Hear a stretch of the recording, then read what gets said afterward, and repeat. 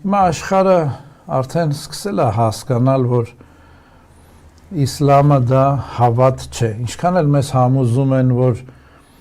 մենք իսլամի հետ հարց չունենք, բայց այստեղ պետք է հասկանալ, որ դա քաղաքական սիստեմ է, ոչ թե հավատ։ Մենք որպես իսլամ հավատի հետ, այո, հարց չունենք, բայց դա քաղաքական սիստեմ է, իր բոլոր կանոններով, իր զորքով, իր ոստիկանությամբ, իր դատարաններով։ Քրիստոնեությունը չունի զորք, չունի դատարաններ, հա, իրանք ունեն իրանք աշխարհաքաղաքական նպատակներ, քրիստոնեությունը չունի։ Իսլամը, եթե մենք դիտարկում ենք որպես հավատ, մենք արաբների հետ հարց չունենք, բայց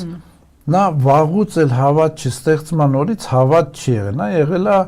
կոմինտերնի պես մի կազմակերպություն, քաղաքական սիստեմ, հա,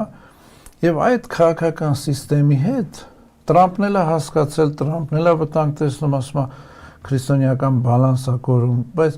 որովհետեւ հավատը փորձում է կռվել քաղաքական սիստեմի դեմ, որը որ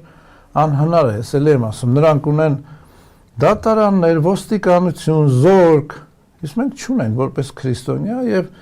եթե մեր ղեկավարություններին եք աշարել են, առել են, մենք ասենք որպես քրիստոնյա դառնում ենք անգործունակ այդ համակարգի դեմ։ Հիմա թե այդ համակարգի դեմ մենք ինչպես ենք խաղաղություն բերելու, ես կասեմ միայն ուժով, ուրիշ ձև չկա։ Արդյոք